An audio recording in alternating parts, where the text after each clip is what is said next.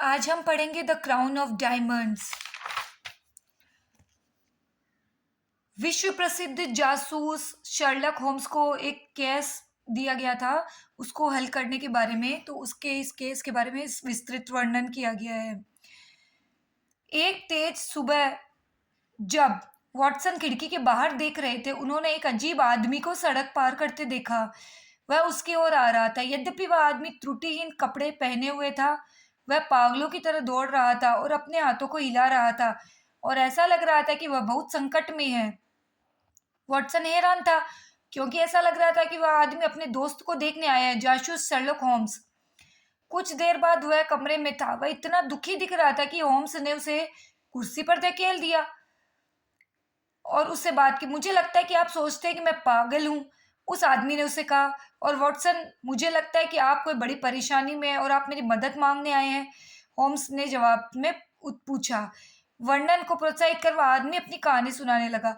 वह कौन था? वह श्री अलेक्जेंडर था होल्डर, बैंक होल्डर के प्रमुख, और स्टीवेंसन थे। वह लंदन के थ्रेडनीडल स्ट्रीट। कुछ दिन पहले उनमें से एक ने उनसे मुलाकात की थी। 50,000 पाउंड का ऋण चाहता था। उन्होंने एक मूल्यवान लोग छोड़ने की पेशकश की थी, इस आश्वासन के साथ कि वह 4 दिन में पैसा वापस कर देगा।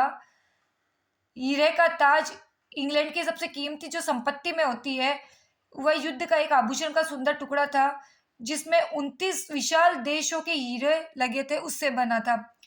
बैंकर ने अपनी गलतफहमी के बावजूद अनिच्छा से इस गुप्त लेन देन के लिए उस बैंकर ने हामी भर दी। उस रात होल्डर जो था क्राउन को सुरक्षित रखने के लिए अपने साथ घर ले गया। अब होल्डर ने अपने बेटे ऑर्थर और अपनी जो अनाथ भतीजी थी मैरी के साथ स्ट्रीथम में फेयरबैंक के नाम के घर में रहते थे।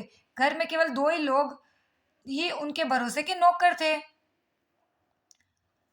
अब जो ऑर्थर होल्डर था वो एक बिगड़ेल बवंडर था जिसने अपना जीवन जो था वो जुआ और सट्टेबाजी में बिताया। अपनी बुरी आदतों के कारण वह हमेशा कर्जे में डूबा हुआ रहता था। ऑर्थर को मेरी से गहरा प्यार था, जो एक सुंदर प्यार करने वाली कोमल महिला थी।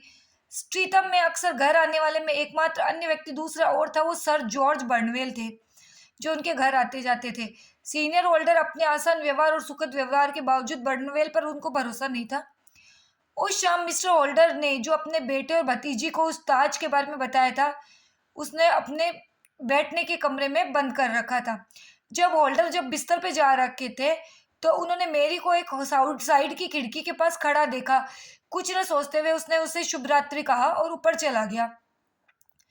रात्रि के 2 बजे थे और होल्डर की अचानक नींद खुल गई। वह अपने बैठने के कमरे में से एक आवाज आई, उसने आहट सुनी और कमरे में दौड़कर चला गया।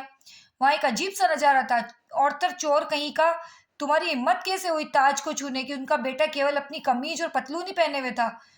वह सोच रहे थे कि मेरा बेटा चोर है, और क्योंकि उस ऑर्थर के जो बेटा था ऑर्थर था, उसके हाथ में ताज का टुकड़ा था और वह पकड़े हुए था, जाहिर तौर पर इसे मोड़ने की कोशिश कर रहा था। पिता को देखते ही उसने क्या किया, गिरा दिया। होल्डर ने मुकुट उठाया और देखकर दंग रह गया कि उसका सोने का एक टुकड़ा टूटा हुआ था और उसमें से 3 हीरे गायब थे।